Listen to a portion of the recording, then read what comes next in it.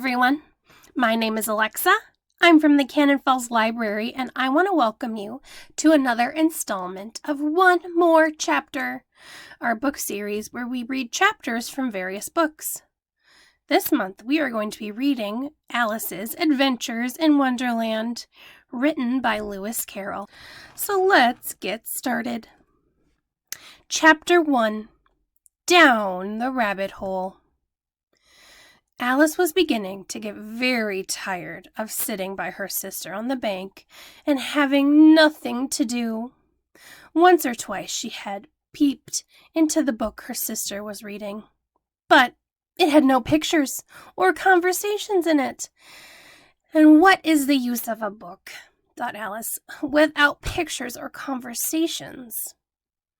So she was considering in her own mind, as well as she could, for the hot day made her feel very sleepy, whether the pleasure of making a daisy chain would be worth the trouble of getting up and picking the daisies, when suddenly a white rabbit with pink eyes ran close by her. There was nothing so very remarkable in that, nor did Alice think it so very much out of the way to hear the rabbit say to itself, oh dear, I shall be very late." When she thought it over afterwards, it occurred to her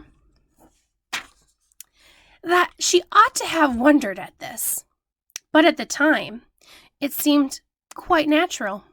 But when the rabbit actually took a watch out of its waistcoat pocket and looked at it, and then hurried on, Alice started to her feet, for it flashed across her mind that she had never before seen a rabbit with either a waistcoat pocket or a watch to take out of it, and burning with curiosity she ran across the field after it, and was just in time to see it pop down a large rabbit hole under the hedge.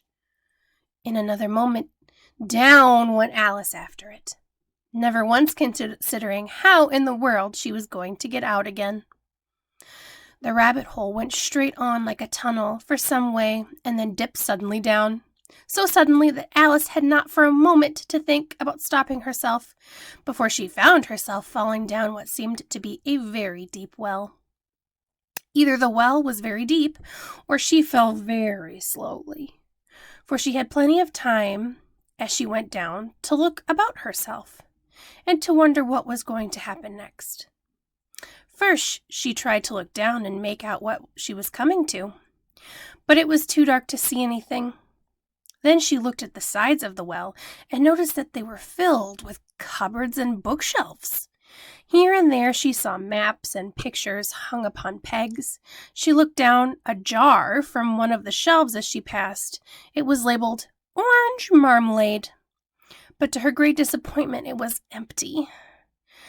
She did not like to drop the jar for fear of killing somebody underneath, so managed to put it upon one of the cupboards as she fell past it.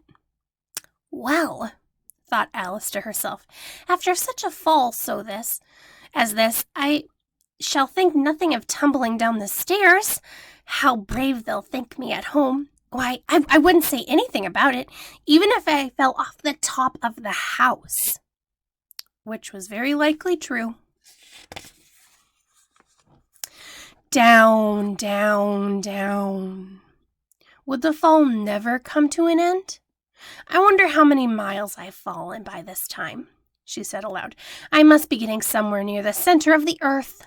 Let me see, that will be 4,000 miles down, I think. For you see, Alice had learned several things of the sort in her lessons in the schoolroom, and thought it was not a very good opportunity for showing off her knowledge, as there was no one to listen to her. Still, it was good practice to say it over. Yes, that's about the right distance, but then I wonder what latitude or longitude I've got to. Alice had not the slightest idea what latitude was or longitude either, but she thought they were nice grand words to say.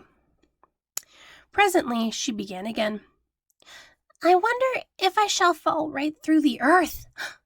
How funny it'll seem to come out among people that walk with their heads downwards.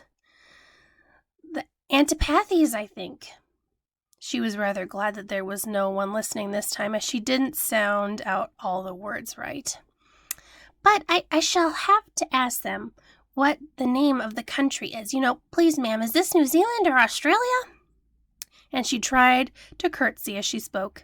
Fancy curtsying as you're falling through the air. Do you think you could manage it? And what an ignorant little girl she'll think of me for asking. No, it'll never do to ask. Perhaps I shall see it written upon somewhere. Down, down, down. There was nothing else to do, so Alice began talking again. Dinah. Dinah was the cat. I hope they'll remember her saucer of milk at tea time. Dinah, my dear, I wish you were down here with me. There are no mice in the air, I'm afraid, but you might catch a bat, and that's very much like a mouse, But do cats eat bats, I wonder? And here Alice began to get rather sleepy and went on saying to herself in a dreamy sort of way, Do cats eat bats? Do cats eat bats? And sometimes, do bats eat cats? For, you see, she couldn't answer either question. It didn't matter much which way she put it. She felt she were dozing off, and she had just begun to dream that she was walking hand in hand with Dinah, and was saying to her very earnestly, Now, Dinah, tell me the truth. Did you ever eat a bat? When suddenly, thump, thump, down she came upon a heap of sticks and dry leaves, and the fall was over. Alice was not hurt a bit, and she jumped up onto her feet in a moment. She looked up, but it was all dark overhead. Before her was nothing. Another long passage, and the White Rabbit was still in sight, hurrying down it. There was not a moment to be lost. Away Alice went like the wind, and was just in time to hear it say as it turned a corner, Oh, dear, my eyes, Whiskers, oh, how late it's getting. She was close behind it when she turned the corner, but the rabbit was no longer to be seen. She found herself in a long, low hall, which was lit up by a row of lamps hanging from the roof. There were doors all round the hall, but they were all locked. And when Alice had been all the way down one side and up the other, trying every door, she walked sadly down the middle, wondering how she was ever going to get out again. Suddenly, she came upon a 3-legged table, all made of solid glass. There was nothing on it but a tiny key, golden key, and Alice's first idea was that this might belong to one of those doors of the hall. But alas! Either the locks were too large or the key was too small.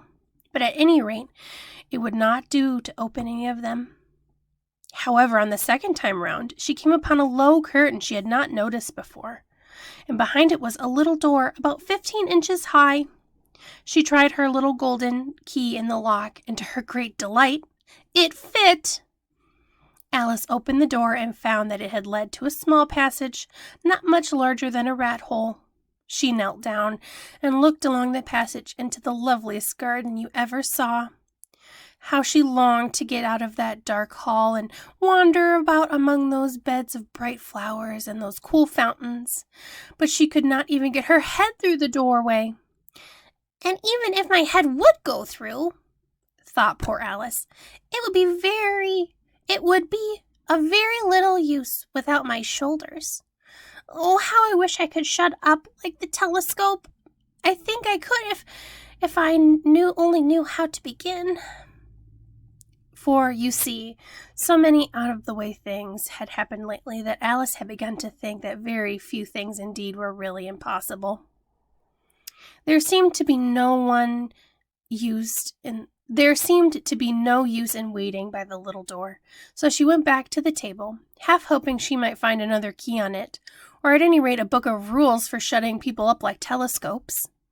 This time she found a little bottle on it, which certainly wasn't there before, thought Alice, and tied around the neck of the bottle was a paper labeled with the words, "Drink me," beautifully printed on it in large letters.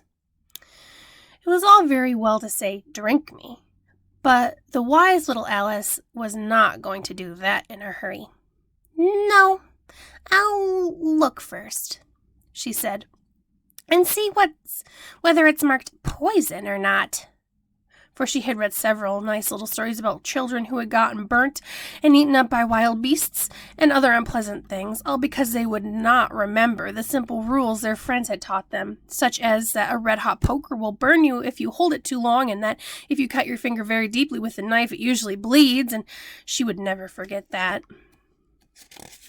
If you drink from a bottle marked poison, it most certainly will disagree with you sooner or later. However, this bottle was not marked poison, so Alice ventured to taste it, and finding it very nice. It had, in fact, a sort of mixed flavor of cherry tart custard, pineapple, roast turkey, toffee, and burnt buttered toast, and she very soon finished it off. "Oh, a curious feeling," said Alice. "I must be shutting up like a telescope." And it was so indeed. She was now only 10 inches high, and her face brightened up at the thought that she was now the right size for going through the little door into that lovely garden.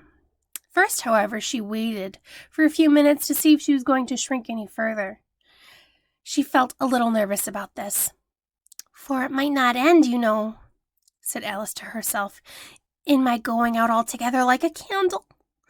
I wonder what I should do. And she tried to fancy what a flame of a candle looks like after the flame is blown out, for she could not remember ever having seen such a thing. After a while, finding that nothing more happened, she decided on going into the garden at once. But alas, for poor Alice, she had got to the door and found she had forgotten the little golden key. And when she went back to the table for it, she found she could not possibly reach it.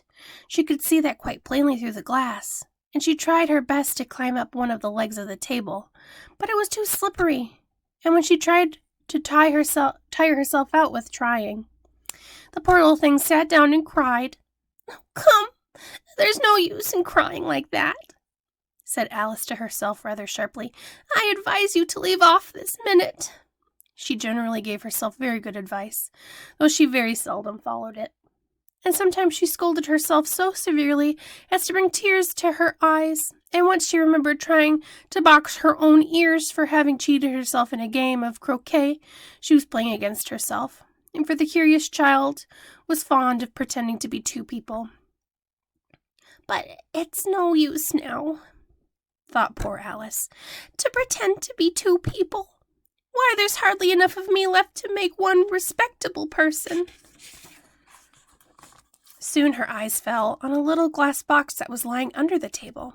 She opened it and found in it a very small cake in which the words "Eat me" were beautifully marked in currants.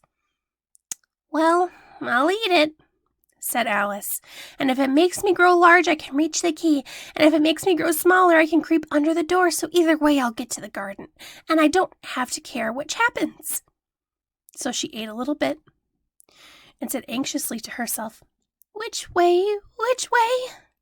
Holding her hand on the top of her head, she felt which way it was growing, and she was now quite surprised to find that she remained the same size. To be sure, this was what generally happens when one eats cakes, but Alice had gotten so much into the way of expecting nothing but out-of-the-way things to happen.